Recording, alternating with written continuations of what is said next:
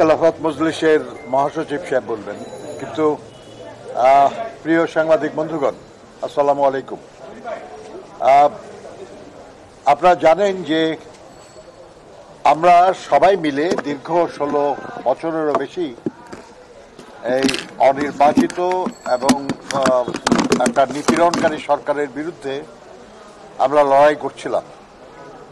স্বৈরাচারের বিরুদ্ধে লড়াইয়ের একটা পর্যায়ে গিয়ে আমরা এক দফার আন্দোলন শুরু করেছিলাম এবং সেই এক দফা ছিল স্বৈরাচারের পতন এবং গণতন্ত্র পুনঃপ্রতিষ্ঠা। এই লড়াই জুলাই আগস্টে সর্বাত্মক একটা রূপ নেয় এবং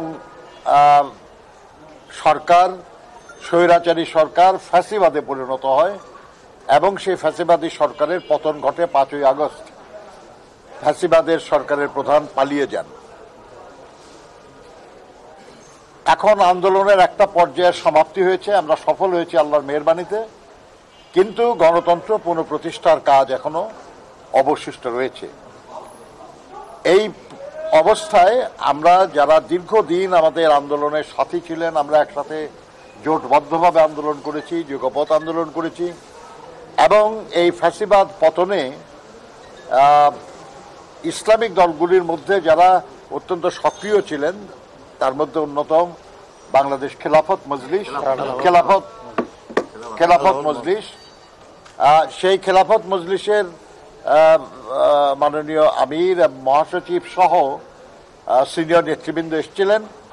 তাদের সঙ্গে আমাদের দলের মহাসচিব মির্জা ফখরুল ইসলাম আলমগীর সহ আমরা বসেছি, দীর্ঘ সময় আমরা আলোচনা করেছি এবং দেশে বিদ্যমান আর্থসামাজিক রাজনৈতিক পরিস্থিতি, মানুষের আকাঙ্ক্ষা এবং তা পূরণের লক্ষ্যে আমাদের কি করণীয় এ সম্পর্কে আমরা আলোচনা করেছি।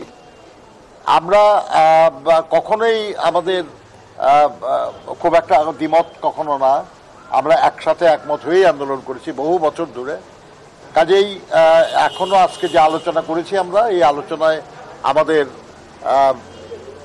তেমন কোনো দ্বিমত নাই, আমরা একমতই হয়েছি এবং যে আলোচনা হয়েছে তার আলোকে আপনারা এর আগেও দেখেছেন, যখন আমরা কারোর সঙ্গে কথা বলেছি আমরা তাদেরকেই বলেছি বক্তব্যটা পেশ করার জন্য। আজকে সেই জন্য খেলাফত মজলিসের সংগ্রামী মহাসচিব ডক্টর আহমেদ আব্দুল কাদের সাহেব উনি বক্তব্য রাখবেন এখন।